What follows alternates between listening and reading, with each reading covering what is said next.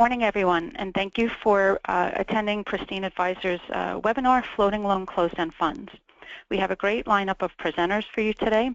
Today I'm going to start by introducing our moderator, which is Ken Fincher, Senior Vice President and Portfolio Manager of First Trust Advisors. Our panelists today, we have Steve Baffico, Managing Partner and CEO of Forward Capital Partner. Mr. Baffico has been a senior leader in financial services for more than 15 years across a variety of roles and is widely recognized as one of the industry's top young talents. Mr. Baffico currently serves on the board of directors for Forward Capital Advisors family of registered funds and specialty finance companies. In addition, he's the executive chairman of Forward Marine Advisors, LLC, FWCP's participating affiliate focused on specialty lending and investment banking within the global maritime industry. Externally, Mr. Baffico serves on the board of directors for Clean Play, a nonprofit organization founded by former MLB All-Star Royce Clayton in conjunction with Major League Baseball and the Amateur Athletic Union, focused on the elimination of performance-enhancing drugs in youth sports. Mr. Baffico is a SEC Series 7 and FINRA Series 24 and 63 registered and has a BA degree from the University of Wisconsin. We also have with us today Larry Holzenthaler, investment strategist of Symphony Asset Management. Symphony Asset Management invests across the corporate capital structure from senior bank loans through equities in both long, short, and long-only strategies for institutional and retail clients. Symphony manages approximately $15 billion in senior loan strategies as of March 31, 2015. Larry is a member of Symphony's 21-person fixed income team, and his responsibilities include investment strategy and market research. Prior to joining Symphony in 2007, Mr. Holzenthaler was an analyst with Nuveen Investments in New York and an investment banking analyst at Dahlman Rose & Co.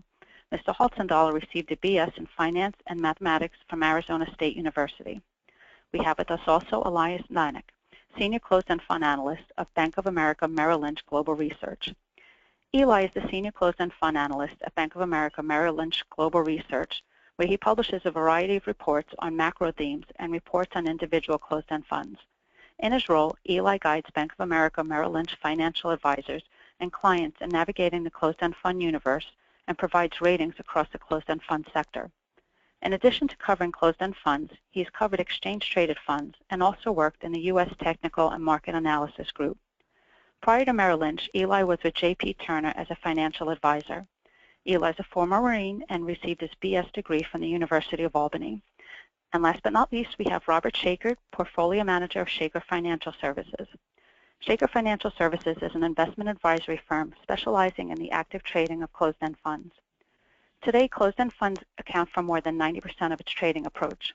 Shaker Financial was founded by Dr. Richard J. Shaker, former chief mathematician of the National Security Agency. Robert Shaker joined Shaker Financial in July of 2004 and co-manages the portfolio. Along with his father, Robert Shaker, co-developed the valuation model SFS used to identify discount inefficiencies. He also serves as Chief Compliance Officer. At this time, I'd like to pass this on to Ken Fincher to moderate our today's panel. Thanks, Ken. Patricia, and good morning, everybody.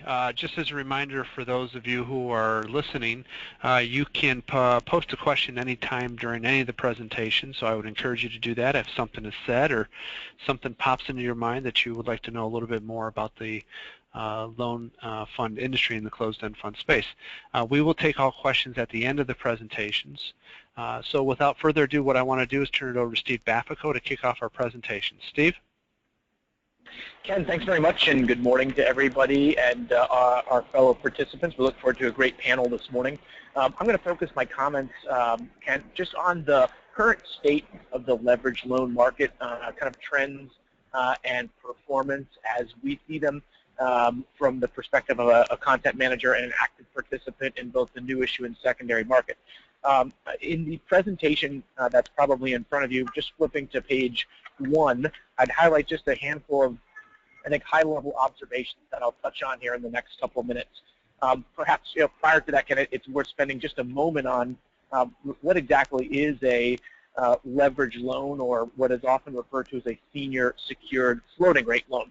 I guess 3 basic but important characteristics to share with respect to the nature of a leverage loan. as the name would infer, senior, in meaning that it's top of the capital structure, or in a company's capital structure, generally the most senior lien or claim on assets. So it's really kind of, most secure aspect of lending. Secured, secondly, as the name would infer, generally speaking, and almost without exception, by definition, a leverage loan has underlying collateral, cash, stock, some type of asset underneath it, which is essentially pledged as collateral to secure the loan in the case of default. And third, again, as the name would infer, floating rate. A floating rate simply would mean that leverage loans typically have a coupon that is issued at a spread over LIBOR, and done so at a variable rate, meaning that the spread is generally fixed to LIBOR, but will move as an interbank offered rate will typically move up and down. So the coupon will reset anywhere between 30 to 60, and in some cases 90 days as the LIBOR rate resets correspondingly. So leverage loans have typically been an area of strength and value in rising rate environments, not different from the kind of basic inflection point that we have today, where generally speaking the directional movement for rates will be upward, and owning an instrument which by definition resets with corresponding interest rates as they move higher is typically a valuable part of a portfolio. Having said that, when we look at the floating rate market, many of these loans in recent vintages, as we know rates have been low for a long period of time, have been issued with essentially what are called LIBOR floors. So I want to just point out what may be a misconception around the rising rate nature or rising coupon nature of leverage loans, and that simply is that there's not going to be in the current market, I would say, kind of a perfect one-to-one correlation of LIBOR moving up and rates on leverage loans resetting higher immediately. Most are issued today with somewhere between a 1 to a 1.25% LIBOR floor, which would simply suggest LIBOR's got to get to a rate of 100 or 125 basis points before those resets kick in. So just something to consider as you think about your own client's exposure to leverage loans. Ken, just getting back to the presentation, again, a couple high-level observations, and I'm sure that these will be substantiated by my colleagues. Overall, I'll focus my comments as they pertain primarily to the first quarter, where we have full performance data to speak to. But overall, I think it's fair to say that the first quarter was a strong performance quarter on a risk-adjusted basis for leverage loans. Thus far in the second quarter, we're seeing similar type of strength and consistent performance. The market has been characterized by relatively low new issue volume. Now we'll talk about why or why not that may be the case going forward. We also saw, I think, an important stopgap in fund flows. Typically, the largest consumer or buyers of leverage loan are, number one, structured products like CLOs, and then number two, typically retail investment products like mutual funds and brokerage funds. We did see a decline in outflows of mutual funds in the first quarter, reversing what had been a longer-term kind of outflow. So from a pricing perspective, that's good. We'll talk a little bit about that. I mentioned CLO issuance. That continues to be incredibly robust, both from a replacement or kind of recycling of dollars, as well as kind of incremental new dollars in the space as rules and regs go into place for Volcker Rule, etc. Finally, what I would say is we have the good fortune of working with THL Credit, who is one of the premier leverage loan managers in the business. They're the sub-advisor to the THL Credit Senior Loan Fund. On the back of the strong performance in the first quarter, I'm happy to report that our closed-end fund, ticker symbol TSLF, continues to be, for the second year in a row, the #1 performing senior loan fund across basically every sector or every performance metric, which I'll talk about in a moment. Ken, just flipping to page 2 in the presentation, I don't want to spend too much time on this, but again, just thinking about the kind of leverage loan market, and I'll use the kind of CEF leverage loan index as a proxy for that. experienced a very strong quarter in Q1 of a little over 2% or 2.07%, as you can see in the first quarter, and that was markedly better than the last quarter, which would be fourth quarter of 14. As you may remember, a lot of turbulence in the energy market and quite a bit of new issue exposure in the energy sector in loans and high-yield bonds. So quite a good performance number in Q1 15 versus a slightly negative number in the fourth quarter of 14.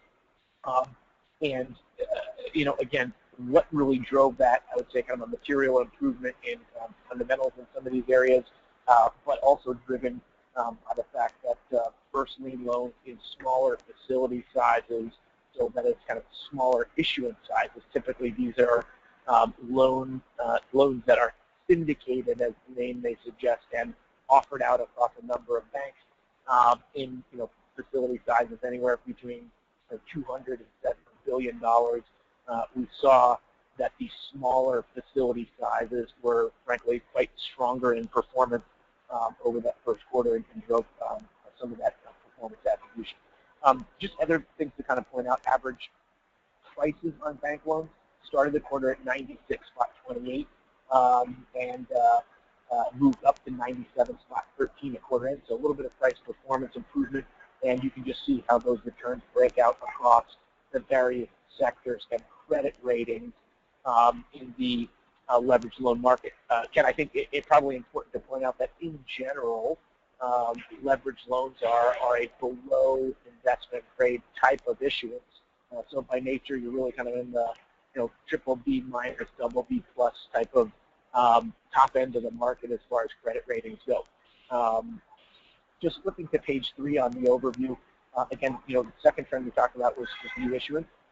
And thus far, new issuance as far as volume was pretty modest in the first quarter, about $86.1 billion in new loan volume in the quarter, and 56.5 of that in institutional tranches. So essentially, kind of replacing expiring type of tranches. So the net new growth was okay, not huge in the new volume, but the space continuing to grow in a relatively healthy operating climate.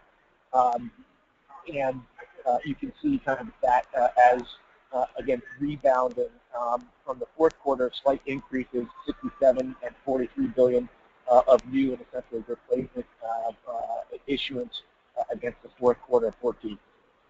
So I think if you could have put that year over year, again, you can kind of see the relative modest growth against last year in the first quarter, where we had $168 billion in new issuance. We're fairly low in volume relative to that. One of the things we do see driving the current market is a healthy, not too frothy, but what is seemingly a healthy pickup in M&A-related financing. Typically, leveraged loans have been essentially the currency of choice utilized by private equity sponsors in financing merger and acquisition takeover type of leveraged buyouts, etc.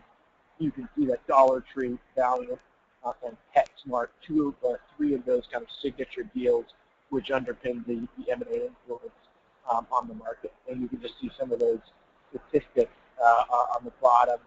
Again, I'd draw your attention to the lower right on page 3, indicating the Q1 new issue volume between kind of institutional and net new issuance. Finally, Ken, just on page 4, we talked a little bit, I think, which is probably germane to this audience as it pertains to inflows and outflows in the sector.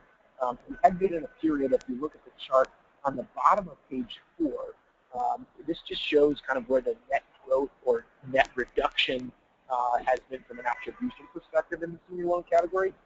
And as you can see in green, from a fund flow perspective, the CLO market on a new issue basis continues to be very robust.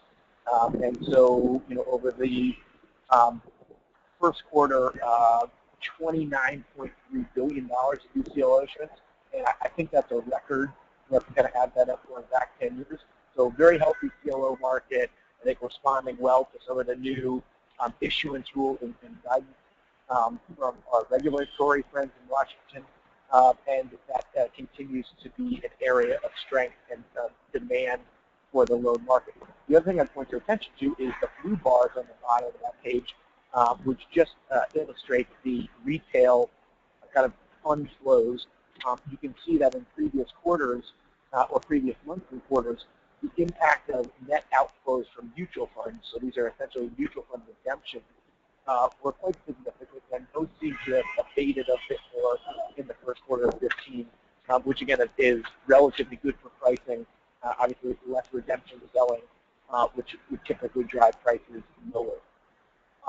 And then finally, just on page 15, kind of the relative, page 5, and the relative health of that market. Overall, from a default rate perspective, very, very healthy. We had one major credit event in the sector, which was Caesars Entertainment. This is, you may be reading about this in the paper. It's kind of an interesting, widely followed, heavily litigated case where Caesars Entertainment had defaulted or declared bankruptcy on about $5.5 billion worth of outstanding debt. That in itself took the kind of default rate from about 3.2% at the end of the year in 14 to about 3.8% of the year in the first quarter.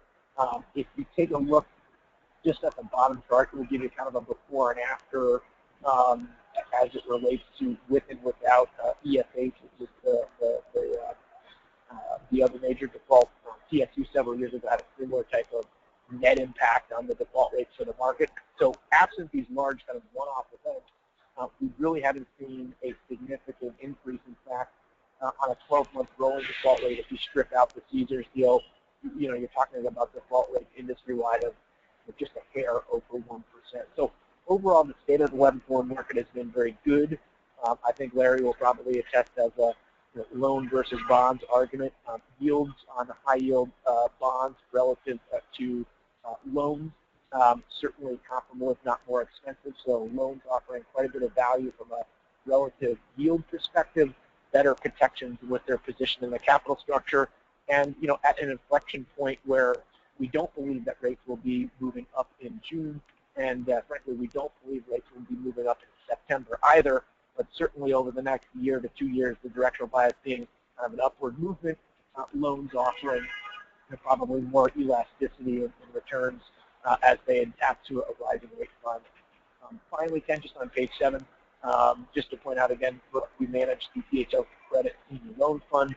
Again, we're very, very fortunate to be working with the DHL Credit Tradable Credit team. And they've done a fantastic job. You can see some of the composite returns against the index. This is the #1 performing senior loan fund on a yield, a net asset value performance basis, and a leverage basis over the last 2 years. So we have an 11-cent per share distribution. It's the highest in the category. Our net asset value performance has been #1 since inception, and we currently have the lowest leverage level in the market among the senior loan-only peers. So we offer a tremendous opportunity here and category offering or offering in the space. We're big believers in the senior loan space, and hopefully you're hearing a relatively strong outlook in the sector with stable performance and a positive operating environment. And let me turn it back to you for some additional comments. Thanks, Steve, and thanks for that quick overview of the senior loan market as it pertains in general as well as to the closed-end fund space. Our next panelist is Larry Holzenthaler, and Larry's going to give us a little bit more of a dig down because Larry works on the investment team over at Symphony Asset Management. So, Larry? Thanks very much, Ken. Thanks to everyone for joining. What I figured I would do just first and foremost, just introduce Symphony a little bit and try to just frame that, adding a little bit in the context of what Steve mentioned in just terms of kind of what the senior loan market is. So Symphony, we focus on what we define kind of more broadly as just U.S. corporate credit. So we're basically looking at U.S. issuers within the high yield space that are generally issuing some combination of floating rate, bank debt loans, as well as high yield, and in some cases also converts and even public equity. So the way our team is set up is we basically have sector or industry analysts that cover the whole capital structure from the first lien senior secured loan that you would typically find in our loan funds through the high yield and the converts. And so we manage a number of different vehicles off that platform, from the closed-end funds that we sub-advise for Nuveen, We run a number of different institutional long-short strategies, CLOs, as well as mutual funds. So we package it a number of different ways, but ultimately, under the hood is basically a corporate credit platform, and Symphony also invests in, we have about $1 billion or so in equities as well. But the loan market is really, I think, important to just kind of frame out in the context of the broader credit market. So loans are generally, debt obligations to U.S. companies, and in a lot of cases, these companies are also issuing high yield. And it's a big market. It includes everything from, household names like, Hilton Hotels, Albertsons, companies that we're all, Heinz, very familiar with, down to, smaller middle market mom and pop issuers. So it's a huge market. It's not kind of a homogeneous pool of assets. And so different firms tend to focus on different parts of the market. At Symphony, we tend to focus on broader, syndicated, liquid facilities. So bigger companies that are generally issuing a combination of loans and high yield bonds. And so if you think about the index that Steve mentioned, there's about 1,600 issuers within the Credit Suisse Leveraged Loan Index, and really only about 500 of those loans trade on a regular basis. So these are, $500 million facilities and up. Underneath that, the other 800 issuers are, could be as small as, I think the smallest facilities maybe $60 million within the index. So it's a pretty big market. And in terms of just kind of, I think, why you would want to focus on the loan asset class, just from a beta perspective, and I think Steve hit on this pretty well.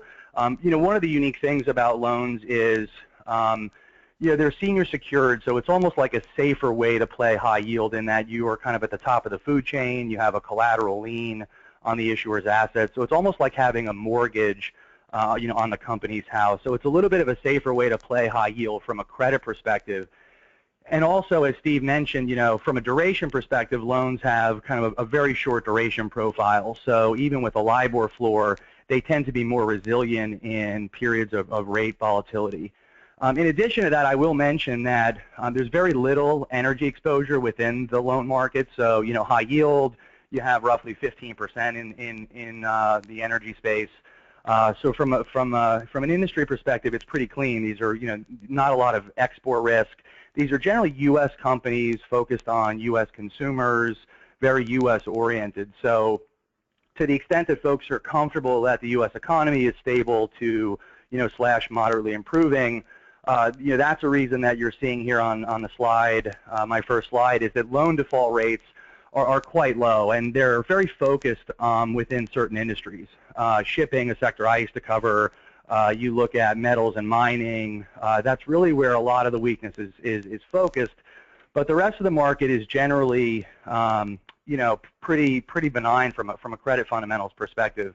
And if you look at the kind of the implied default rate, just given levels, we've seen a lot of retail outflows recently, so you could make the argument that the loan market is trading, just from a beta perspective, a little bit cheap to where it should be trading from just kind of an implied default rate versus the current yield that you're getting within the loan market. And if you'll switch to the next slide, I think one of the things that I find most fascinating about the loan market is that the retail market tends to focus almost myopically on the duration of loans. And so what that means is that when they fear rising interest rates or a steepening yield curve, they pile into floating rate funds, and then when they get a little bit more complacent and are a little bit less worried about it, they tend to move out of it. And clearly we're a little bit biased, but I think at Symphony we view the credit market and the loan market as, from an asset allocation perspective, it's a powerful asset class. It has very attractive risk-adjusted return characteristics.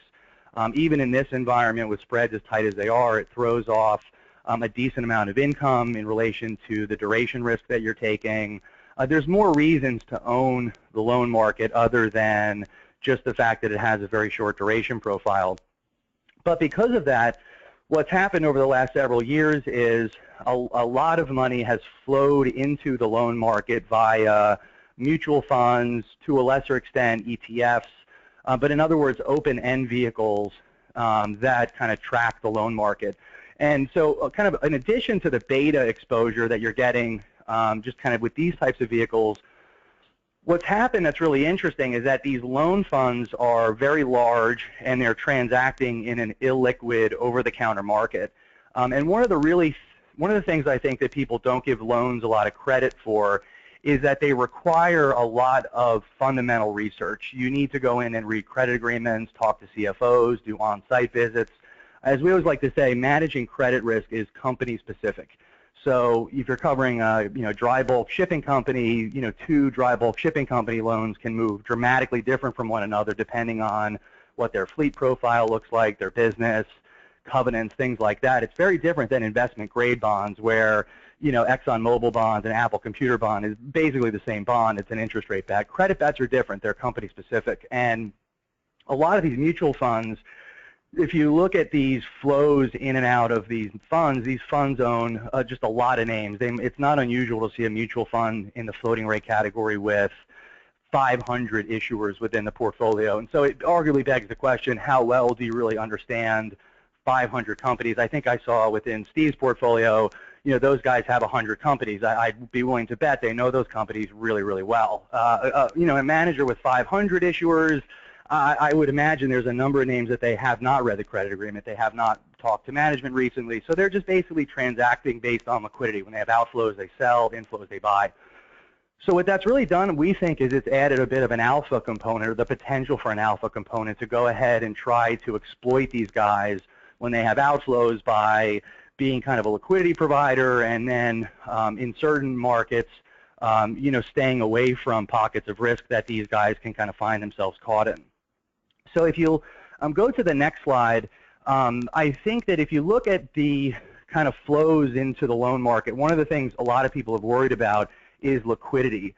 There just seems to be a fear of just kind of like what happens when everyone runs for the exits. I talk to a lot of advisors every day.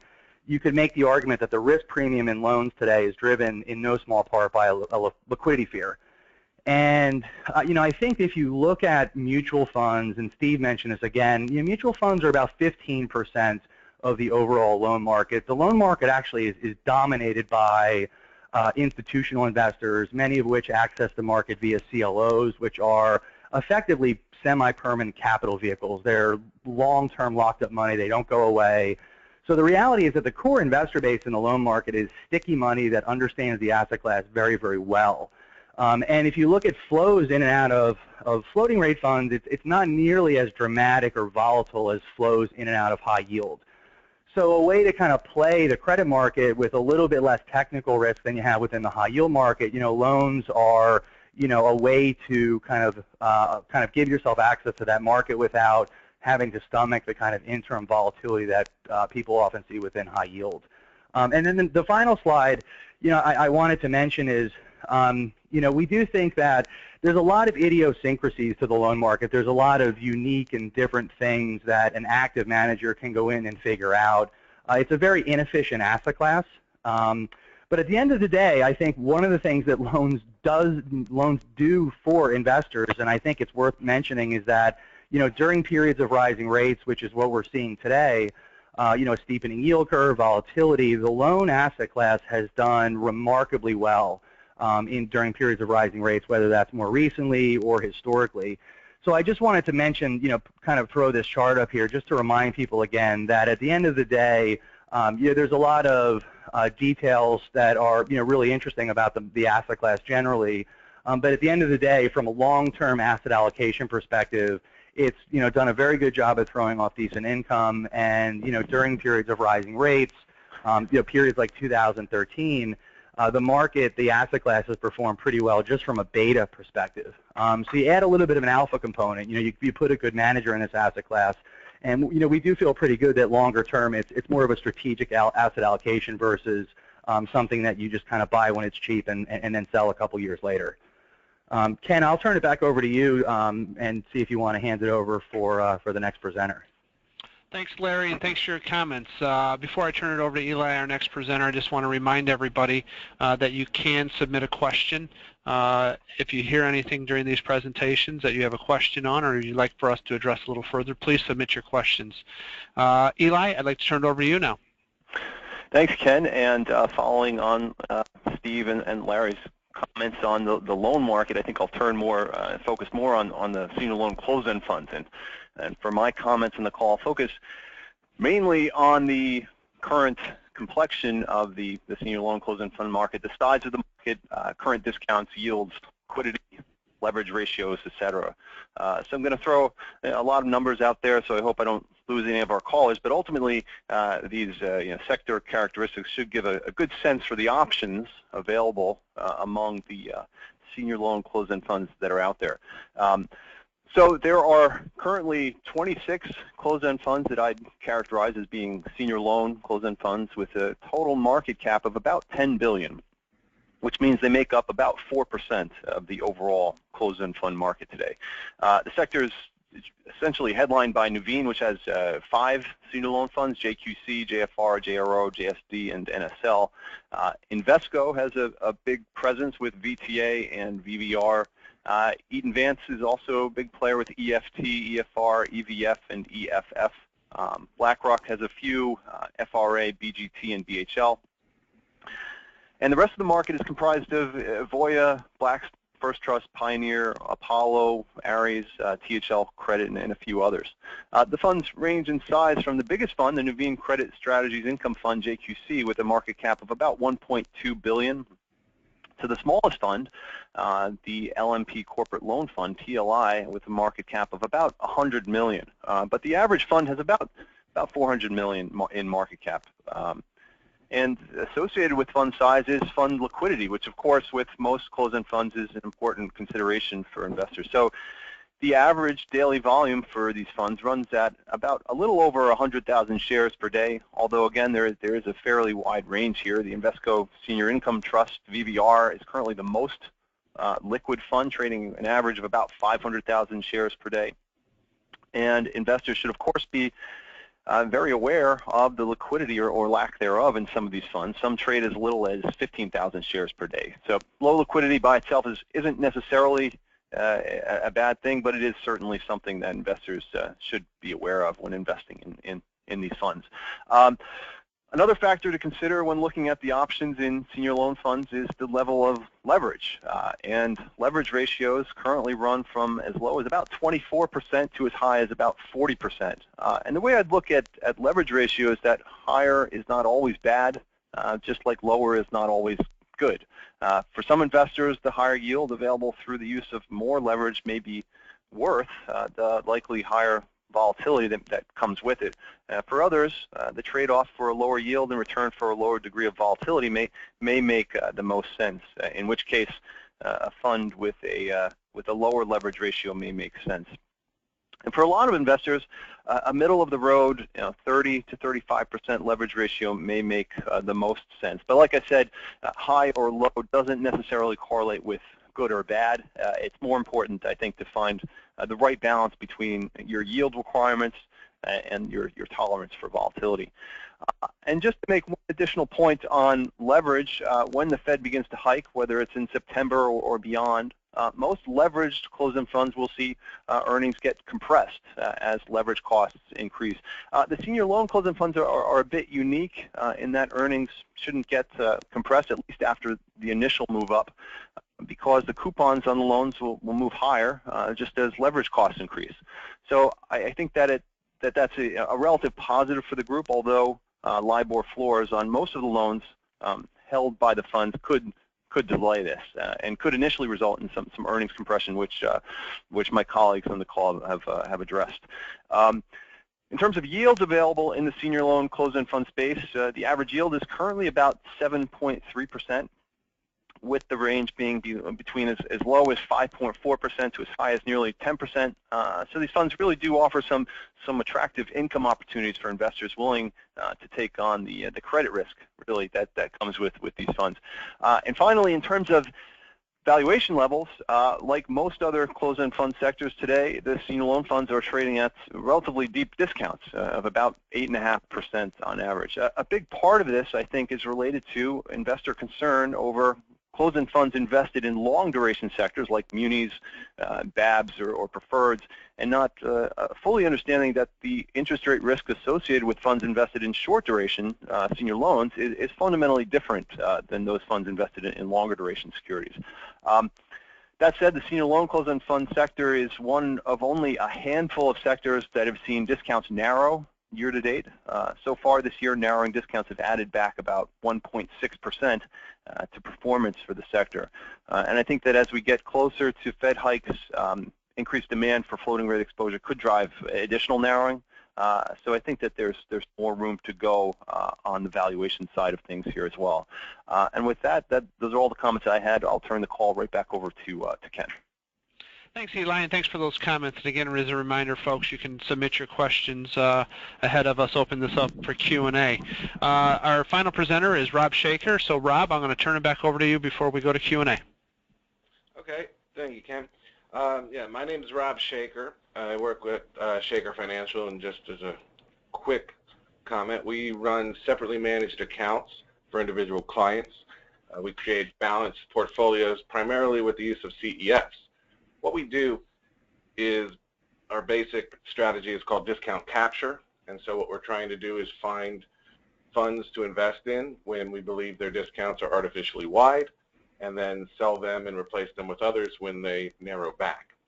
Fundamental to closed-end fund investing, which is different from mutual funds or ETFs, is your total return is based on two separate factors: the net asset value growth of the fund that you have, plus or minus whatever happens to the discount. I think the earlier panelists have done a great job of explaining why what we call senior loans have done and should do well moving forward on the NAV side. But let's talk a little bit today, and what we want to talk about is potential movements in discount. So today what I'd like to do is basically talk quickly about widenings across groups in closed-end funds, then go back and talk and see what happened in 2013 when it comes to senior loan funds, and then some quick thoughts about the recovery. And I'll try and move through these quickly so that we have time for questions. So on the next slide, we can see that widenings can occur for many different reasons, but generally speaking, it's because there are more sellers than buyers. It's supply and demand. It's not that much rocket science here, but it's not always the case that the sellers versus buyers have the exact same motives in which you cause the downturns or widenings of discount. Now remember, unlike mutual funds, in which if there are more sellers than buyers, there's liquidations, because of the fixed capital structure involved in closed-end funds, we get widenings. Okay? The most common widening that everyone should be familiar with in the closed-end fund industry is tax loss selling. Here you have a period starting around Thanksgiving. There are more sellers than buyers as people are trying to bank their losses, probably not really replacing them, knowing there's going to be more selling to the end of the year, and you'll get a generic widening across all asset classes within closed-end funds up until the end of the year. But some other reasons why we might have more sellers than buyers. Well, we call it Shaker Financial carnage periods, periods of 4 to 5 days in which all discounts widen dramatically. And this is typically in the past, it was a European debt crisis based upon something that some minister had said. But in times of large fear, in times of liquidations, in times of margin calls, you'll get some type of indiscriminate selling across the board, and that will lead to widening across the board as well. Now, I've often heard people talk about widenings as a potential indicator of sentiment, and that makes sense. If one sector becomes unappreciated by the markets, everyone will sell them, there'll be no one to buy them, and you'll get a generic widening across the board. But at Shaker Financial, what we like to do is every time we see a widening, dig a little bit deeper to see if it really was sentiment, okay? Or was it something else? And one of the things that we'll see from time to time is sometimes it might be because the NAV performance was a lot better than expected. Okay. So we go to the next slide. So what we want to do is sort of walk you through real quick how we view what happened in 2013. Okay. Now, 2013 is a big year for senior loan funds because the taper tantrum happened, right? And in the taper tantrum, what we wound up having was a period in which senior loan funds came in with premiums across the board. I think the average was about 5% on the ones that we track, a 5 premium, and by the end of the year, they were a 5 discount. Okay. Now this, of course, happened with all closed-end funds, as Elias referenced a bit, and we'll talk about that. But let's start with all bond closed-end funds. So in the next slide, you can see what happened to the prices after Bernanke spoke up and started what has been known as the taper tantrum. Huge selling, right? We're all familiar with that. Huge selling spikes down until June, and then things sort of even out towards the rest of the year. But what was going on underneath? What was going on with the net asset values of these funds? If we go to the next slide, we can see that, yeah, there was some pressure, right? There will always be some pressure if rates rise. It's sort of axiomatic that the price will come down a bit. But as time goes on, once that's built in, you'll get the recovery as these bond funds collect on coupons. So we see that by the end of the year, NAVs are almost flat in the bond sector. For that period, lost about 0.5%. So what does this mean to the discount? Right? If we go to the next slide, we can see if there's more sellers and the price goes down and the NAV stays flat, you're going to have widening. Okay? And so what we saw in overall marketplace was discounts go from about 1.5 premium on average to about 5.5, and losing about 7% in value. Now, what happened with senior loans? And if we go to the next slide, we can see a rather familiar image, right? Huge sell-off during the taper tantrum, a little bit of volatility, but kind of flatlining from that point on. Right? But now let's put on the NAVs for the senior loan funds, right? As some of the, on the next slide. So as some of the commentators had spoken about, I think pretty much all of them, senior loan funds are not that tied to the rise in interest rates. They can still make money in this environment. So you'll see their NAVs actually returned about 5% even after the taper tantrum, okay? But you still had that sell-off, right? So now if we put the discounts for senior loans, what are we going to see? Which is on the next slide. And you'll see a huge drop-off, right? Coming all the way up from that, you know, the discount, if anyone ever looks back at these, is the average discount plus 100, so that it all fit nicely on the graphs. So you'll see that you're starting at about a 5 and you're ending at about -5, not surprisingly about the same as the overall bond group in general, okay? And so what happened, and I heard a comment I could not agree more with from Elias, and when he said, I believe that relative deep discounts that are occurring right now are partly made up of the fact that people didn't fully understand that these are not the same as some of the other rate-sensitive bond funds, right? All the bond funds get beat up. And to those, and when there's indiscriminate selling, if all the bond funds get beat up, but one of them is actually going up in value on the NAV, it's going to be the one who is penalized the most in terms of discount, which is important, remember, because in closed-end funds, your total return equals your NAV return plus or minus the discount. So if we go to the next slide, what happens now, right? And I want to do a little bit of talk about some recovery thoughts. We can talk about them if there's some questions. In general, the idea is we need buyers back, right?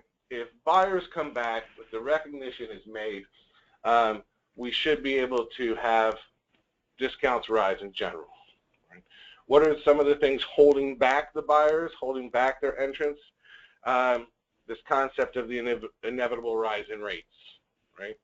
Now this, in a more rational world, should be a lot less shown up for this class of funds, the senior loan funds.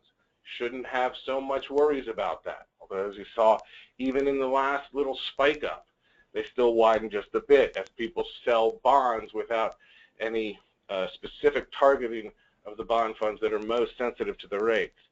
The concept of TINA.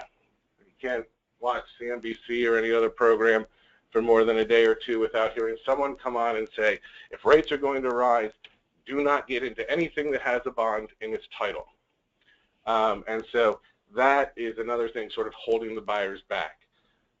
And then the cash positions. This is sort of a pet peeve we have here at Shaker Financial, but with cash paying 25 bips, maybe 1% if you're really, really lucky, if there are good investments that have a much higher rate of return without market risk, that pay more than that. But as long as we sit in a situation in which individuals feel very confident that taking a cash position is a very valid position, then we have one other way that buyers are being held back.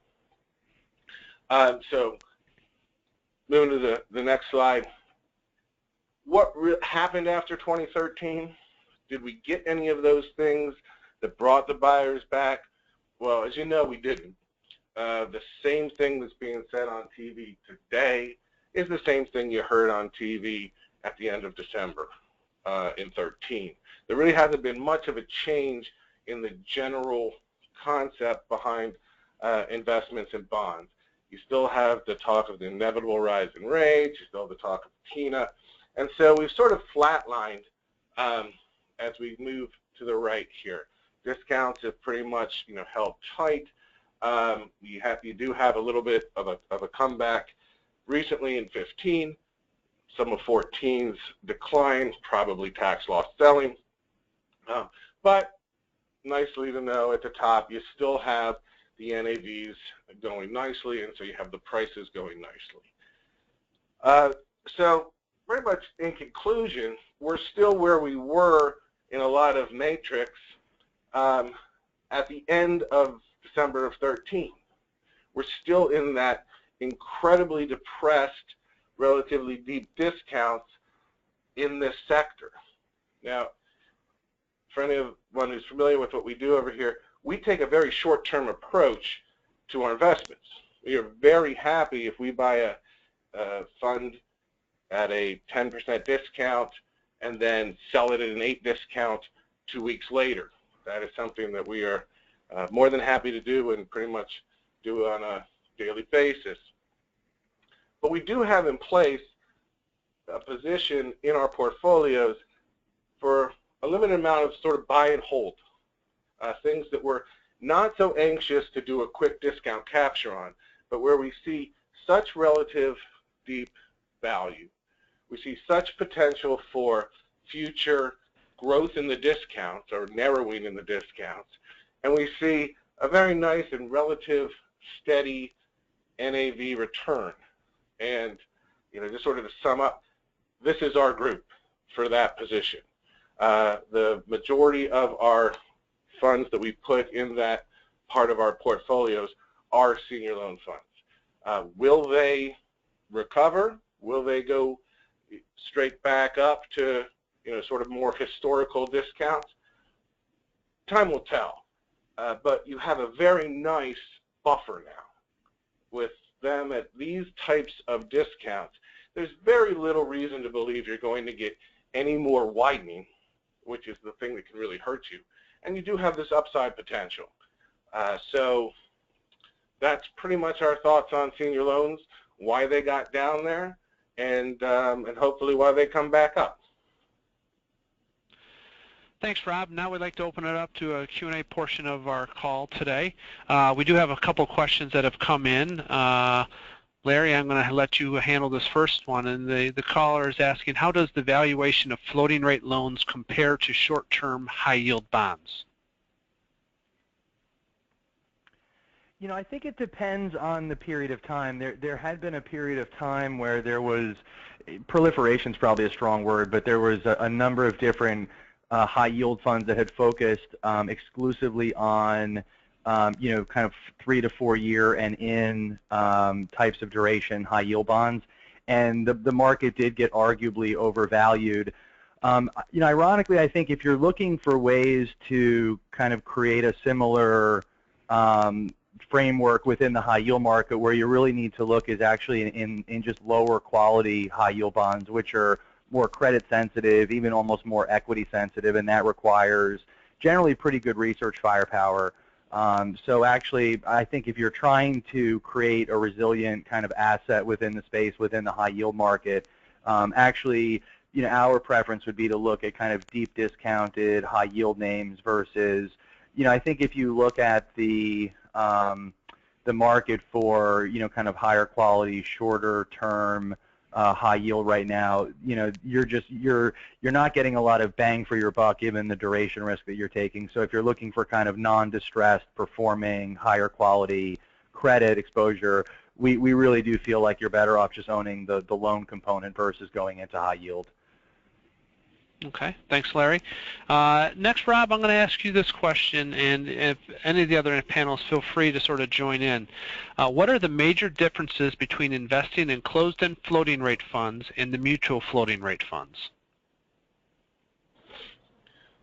Well, to us, we think the major difference between closed-end funds and mutual funds, or what's really open-end funds, is that you have this extra factor, this factor called the discount. And for us, as quants, it's our end-all be-all. That's why we're in this space.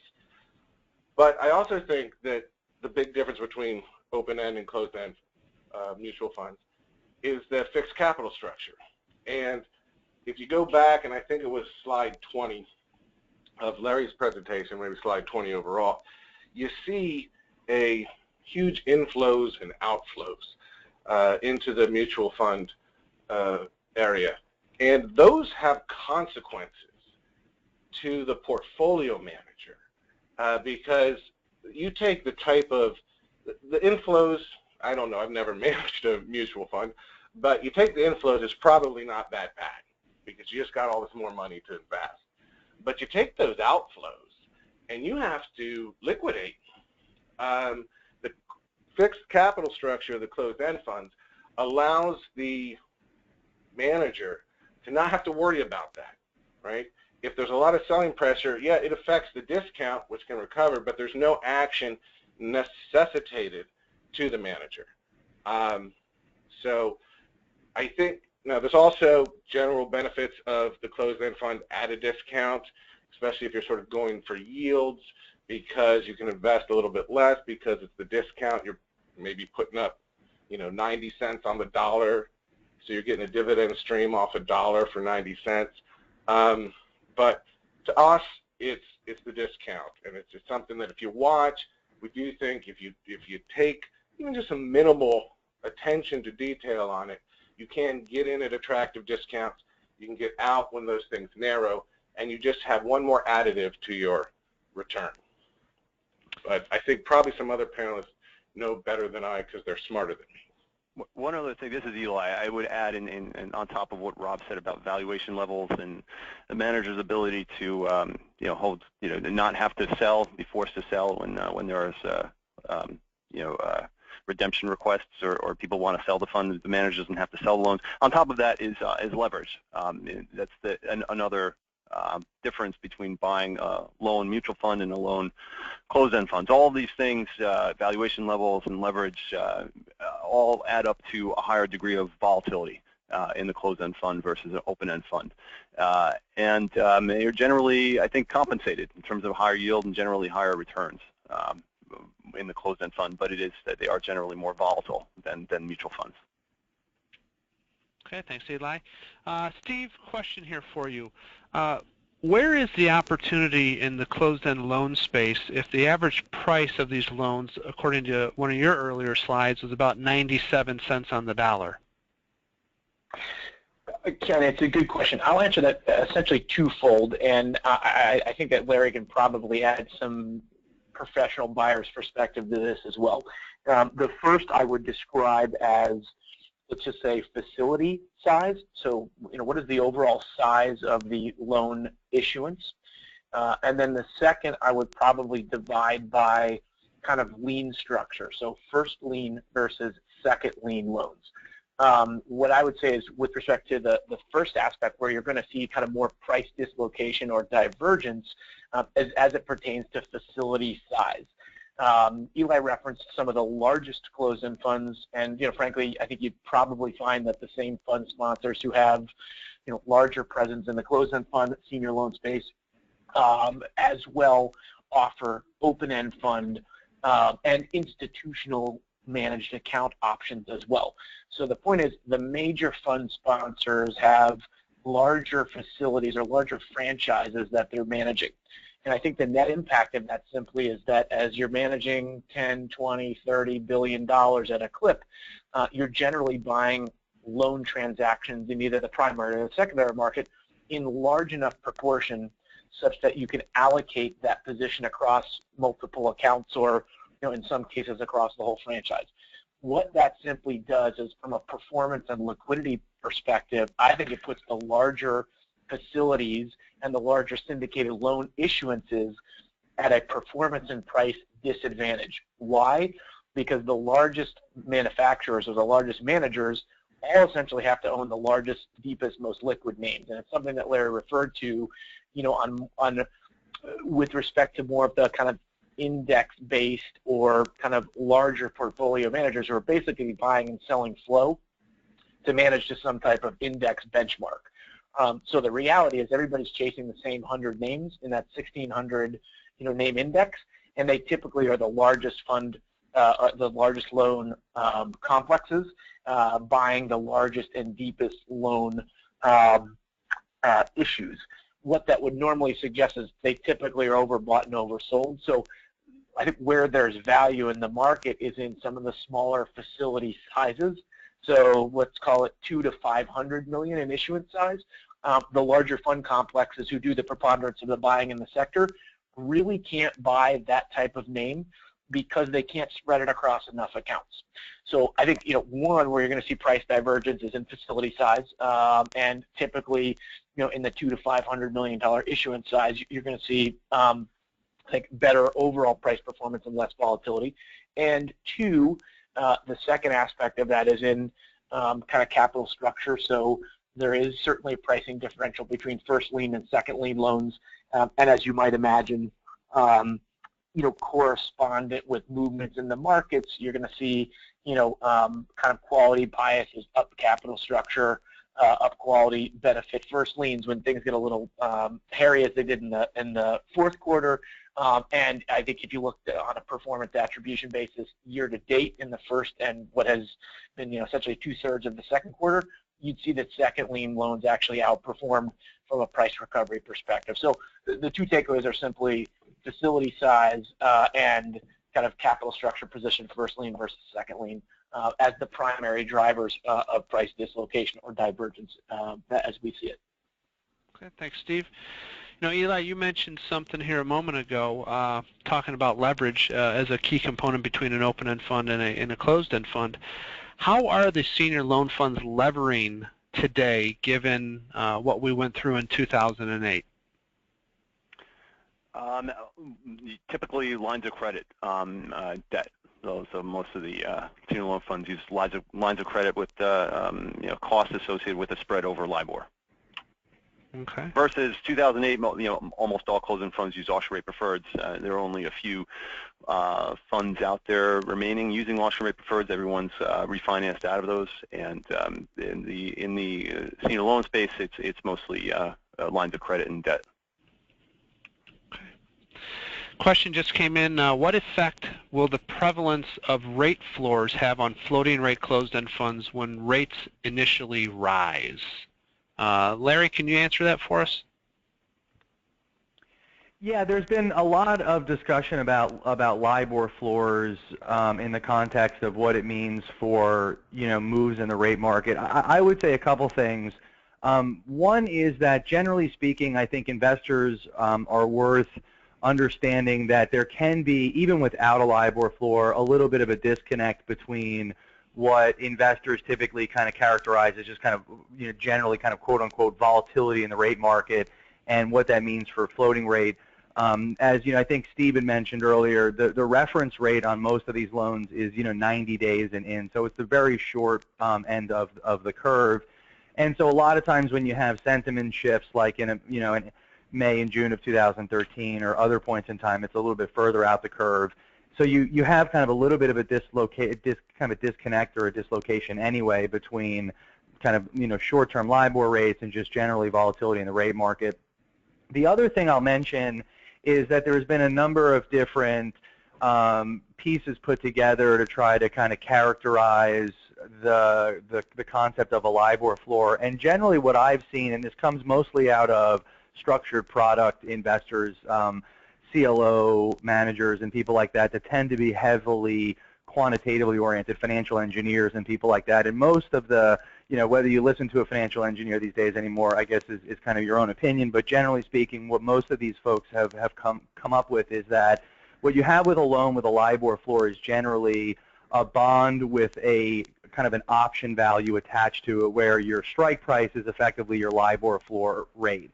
So what tends to have happen is in theory, if you have an erosion of your kind of bond value vis-a-vis a movement in the rate market, your option value increases as your LIBOR rate gets closer to your LIBOR floor rate, your strike price basically, which obviously mitigates a piece at least of the kind of price impact that you would typically see in a true fixed rate bond. So kind of net in aggregate, what most of these folks have actually come up with is that when you model it out, a loan with a LIBOR floor in kind of a secular rate rise type of environment doesn't really behave a lot different than a loan without a LIBOR floor anyway.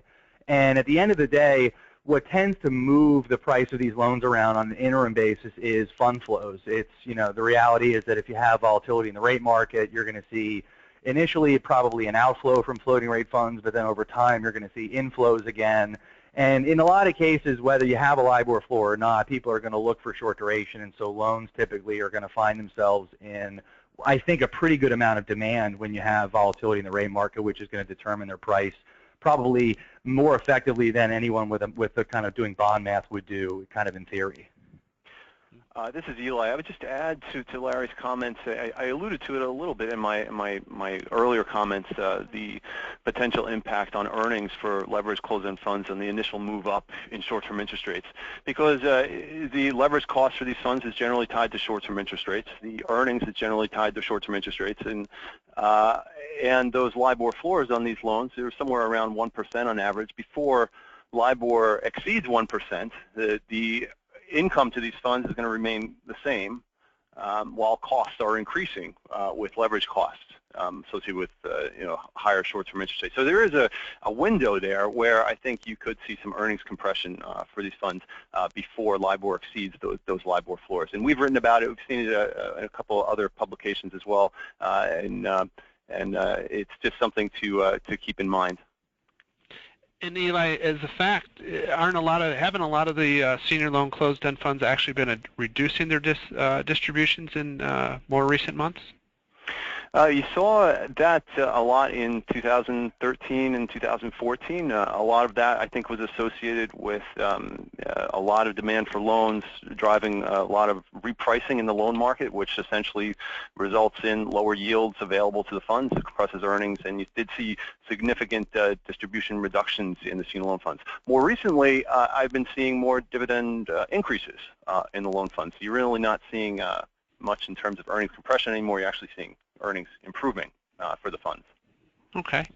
Next question comes in. What potential exists for activist investors to get involved in closed-end funds, to get involved to close some of these wide discounts in closed-end funds. Rob, would you care to, you're an investor, think activists get involved in the senior loan space? Potentially. I think it's a great question. It's something that we started talking about maybe 6 or 7 months ago, and if you think back to the chart that I put up, when things didn't start recovering. And one of our fundamental premises were, look, going back in time, bond closed-end funds have typically been near par. There's some that stay down, but people like the ones that stayed down. Now you have them so wide. So for the longest time, activists were really only involved in equities. The equities that trade at the deep discounts, they can come in, they can accumulate. But if it's something, less than 8% discount, there's not really that much incentive for the activists to come in. I believe that if they were to stay down here, if there wasn't to be a recovery in general in bond funds, once we get through the eventual first rate rise lift off and people realize that everything is okay, I think it's very, very fertile ground. You'll have lots of deep discounted bond funds, many of which aren't all that huge for the activists to take on. So I think I don't see it coming right away, but that's, they might be working on it right now for all I know. But I don't see it coming right away, but I think it does stand as just one more potential benefit if you don't get the discounts rising coming up. Okay, thanks. The next question, and Steve, I'm going to address this to you, and this is in regards to a comment I saw by a Fed or a Securities and Exchange Commissioner this week, and there was an article on Bloomberg this morning in regards to regulators are increasingly paying attention to funds that buy hard-to-sell assets. And they're questioning whether retail investors understand the risks of investing in these types of funds. And one of the examples they give is the leveraged loan space. Do retail investors understand what they're buying when they invest in leveraged loans?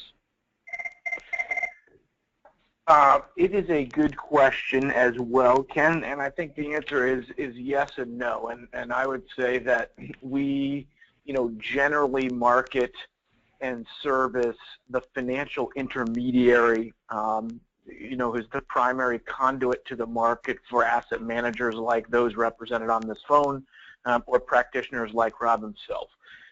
So I think that on average, the level of knowledge, subject matter expertise, comfort with registered funds and mainstream underlying assets like leverage loans. I mean, and I guess, Larry, you can substantiate this, but I mean, the leverage loan market is, I don't know, probably close to $1 trillion.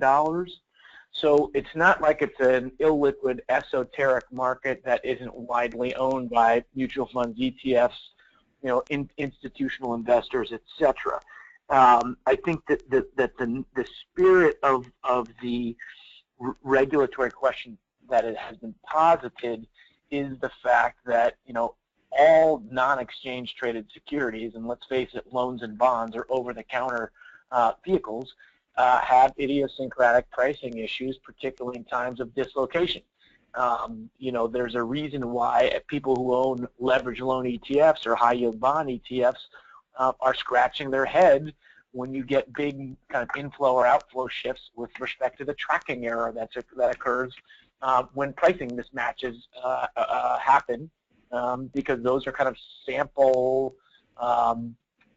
portfolios representing the broader market. So I think that depth of market in general, whether it's broadly traded and allegedly deep and highly liquid markets like treasuries, or more esoteric below investment grade markets like leverage loan, or frankly direct lending vehicles.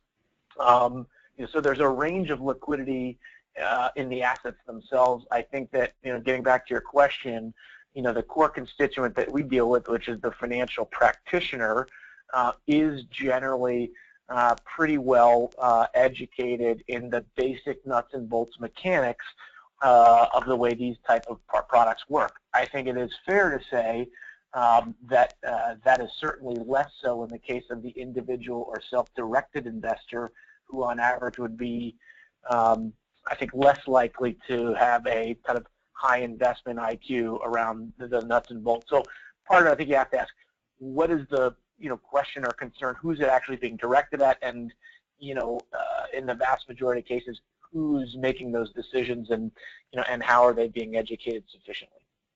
Steve, you hit the nail on the head, because part of this article also talks about it's the structure where the concern is. And Larry, you sort of alluded to that earlier when you made a statement, and I'm going to paraphrase what you said. You said there's an alpha component on liquidity today in the loan space.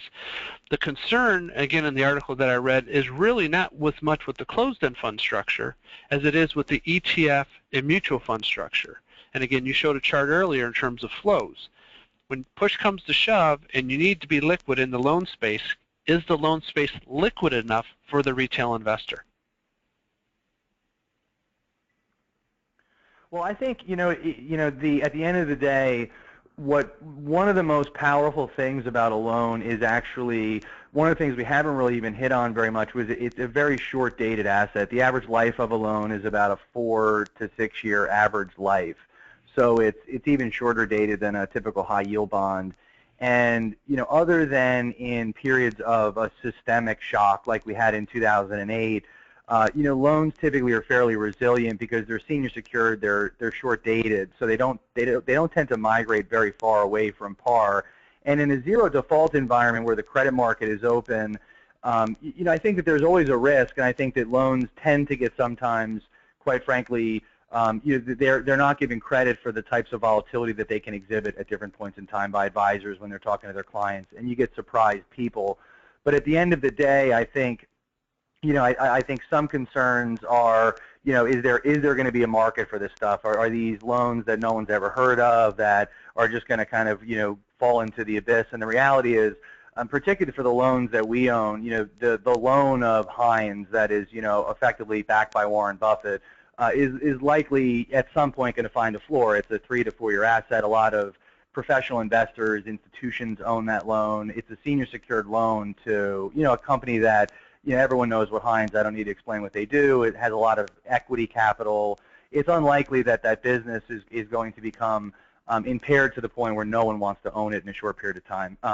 So you have the kind of the technical like you have in 08, 09, which was largely systemic, but I think in the context of mutual funds themselves, it's very likely that if you see a massive dislocation within the mutual fund complex or ETFs in the loan market, the institutional investor base and their salespeople are very quickly going to say to their institutional clients, hey, we could put a half a turn of leverage on this stuff and hit an IRR that's in the 10% range. Let's exploit these retail investors. And that won't happen immediately, but there's a lot of smart people involved in the loan market that if you have a breakdown that's technical that creates a big opportunity or even a small opportunity, it tends to get arbitraged away as long as there's not, as I mentioned, a systemic breakdown like you have in 08, 09, which, by the way, the loan market recovered remarkably quickly in 2009.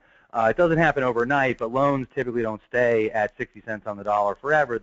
They start to migrate back to par or kind of a more normalized level. Thanks, Larry. Next question comes in. It says, compare floating rate closed-end funds to debt-oriented BDCs. Does anyone care to take a shot at that one? Well, I mean, I could just jump in quickly. For our funds, closed-end funds, typically tend to focus on broadly syndicated liquid loans, more traditional debt. I think most of the BDCs typically focus on, in some cases, loan origination or middle market lending, smaller facilities, and tend to have a much more direct relationship with the company themselves. So I could just characterize just kind of our portfolios, which tend to be at the opposite end, which are kind of the larger kind of broadly syndicated deals, and I'll pass it over. Yeah, well, no, I would echo that. I mean, Ken, I guess the other thing to point out is just structurally as registered investment companies, both BDCs or business development companies, which are typically, as Larry references, direct lending vehicles, versus senior loan closed-end funds. Both are structurally investment companies, although BDCs have slightly different bylaws around their activities and leverage levels allowable under the 40 Act. So structurally, there are real similarities, but to Larry's point, they are investing in very different parts of the spectrum, although the kind of senior secured, highly collateralized nature of the loans themselves are conceptually quite similar, although in very different parts of the market. Thanks, Steve. Next question comes in, and I'm going to put this one out there. I'm not exactly sure how to interpret it. How does the current 3-year discount margin on the loan index compare to the historical average? I could take that if you want. The 3-year discount margin is basically the loan market's version of spread to maturity. So it basically takes out the LIBOR component and looks at the premium or discount you're buying the loan at and the spread. And so the 3-year DM in today's market is slightly above average, and especially I think if you look at 3-year discount margin today in the context of a very low default backdrop. The slide that I hit at, I think it was the first slide in my presentation, roughly captures that. If you look at the 3-year discount margin, it is slightly above average, i.e. investors are being kind of more than compensated versus average levels for owning loan risk today. And if you look at the actual kind of default rate, in other words, kind of what risk are investors actually exposing themselves to, it's a little bit below average. So from kind of an empirical perspective, 3-year discount margin is slightly wide to where it kind of quote-unquote should be, just given the default environment and historical averages. This is Eli. Just in case that the question was related to discounts on the closed-end funds, which it probably wasn't, but just in case it was, the 3-year average discount in senior loan closed-end funds is about 4%. Current discount's about 8.5%. So you're about 450 basis points wider now than the 3-year average in terms of closed-end fund discounts. In case that was the that was the question. Thanks, Eli. That wraps up our call for today, folks. I'd like to thank each of our panelists for participating. For those who submitted questions or just listened to the panel, thank you very much. And you can find a replay on this. Patty, would you like to sort of give where folks can find the replay? Sure. If you go to our website, cefnetwork.com, it will be under past events at this point. If you go to that website, click on past events, you'll be directed to a link that will take you to the replay. And also to anyone who is interested in CFP credits, please just email us your information at events@pristineadvisors.com. Basically, we need your CFP number and or the last 4 digits of your social, and we'll be sure to submit that for you. So I thank everyone again, our moderator and our panelists for today's webinar. We really appreciate it. As always, if you have any ideas for additional webinars, please feel free to let us know. Thank you. Thank you, everyone.